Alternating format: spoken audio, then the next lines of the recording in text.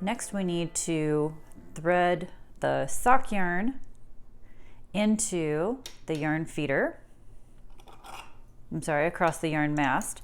And we are going to be using the heel spring, so make sure you thread it under the break. We're going to drop, there's no hugging the needle this time, you're just going to drop the project yarn right over the main mark, but then do clip all of those yarns together. So you got two ends of the ravel cord, the end of the waste yarn, and your new tail that you just dropped down of the sock yarn. And then bring the sock yarn over and thread it through the yarn feeder. And now we're going to crank one row. And I don't have my heel spring on yet. I'll put that on next, but just use your hand to pull out the tension for this first row. And then every time I'm cranking back and forth, on the first needle, I always kind of push it back towards the yarn feeder a little bit, just to help make sure that it catches. Now we can engage the heel spring. So you just pull it forward and you get the yarn from the very front, in front of the break. I'm also going to add my heel forks before I continue. So remember, you put it with the pointy side toward the center, goes up from the bottom. One goes in the middle, right between your two target marks. And then the others go on the sides, but in front of the parts where the needles are lowered. It doesn't do you any good over here where the needles are raised. You're not knitting with those stitches. So it goes just on the inside where these needles are lowered, and then again, same thing on this side.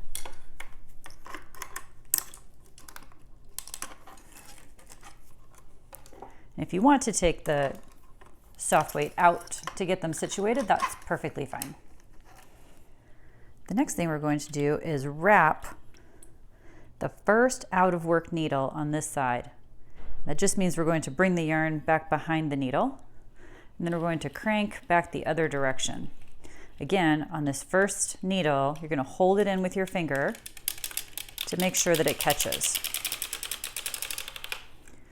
You always want to watch and make sure that the first and the last needle knit, and if they didn't, it's usually a sign that you need to move your heel forks up. You'll probably need to do that every few rows. Now we wrap the needle on this side and crank back again.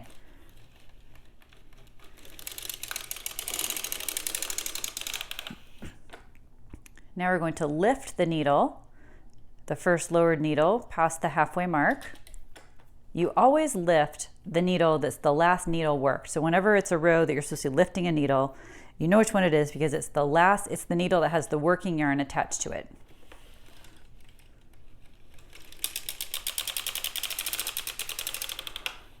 And we lift one on the other side.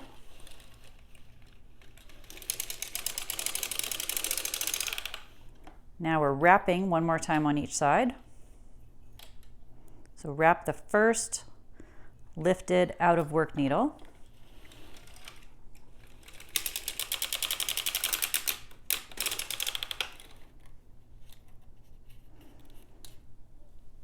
I'm going to adjust my heel forks up.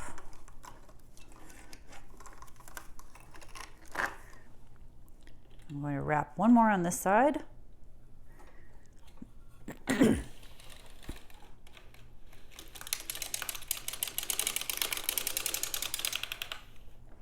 Okay, now from here, we're just lifting one at a time.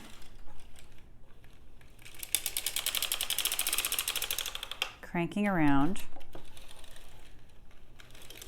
And we're going to do that until we reach the first target mark on the first side.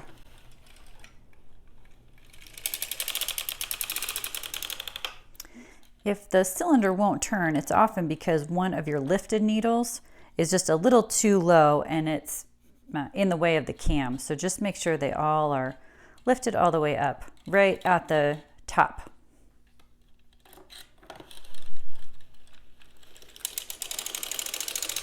keep lifting one at a time until you reach the first target mark.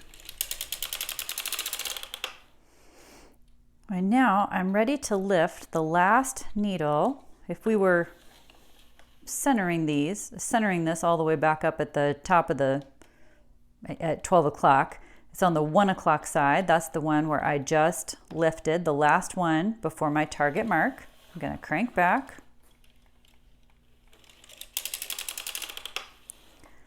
And now on this one, I'm going to lift the last needle worked, and I'm going to push down 2 on the other side.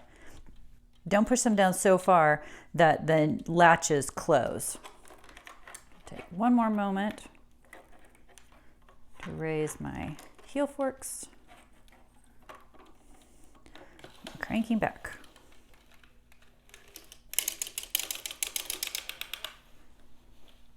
From here, I'm always going to lift 1, the last needle knit, and I'm going to push down 2 on the other side.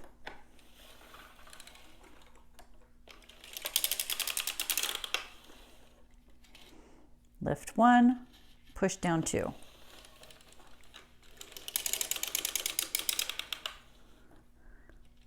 Lift 1, push down 2.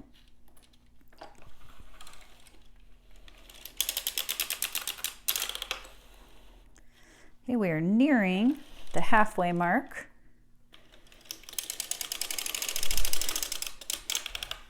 The main mark. So here we are at this one. I'm going to lift 1, push down 2 on the other side. We're actually going to go 1 past the mark.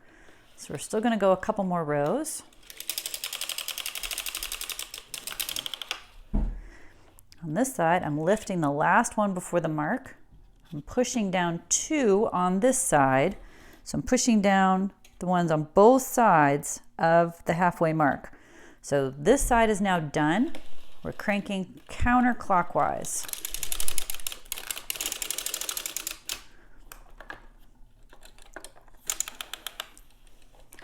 On this side, we're going to lift the last one we just knit by the halfway mark. I'm going to push down the 2 on the other side. That takes us to 1 past the main mark.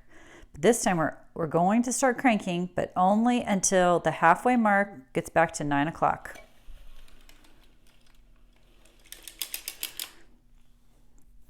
Actually, we're going to go, the halfway mark can go all the way to 12 o'clock. Visit us at deanandbean.com and please like and subscribe. Thanks for watching.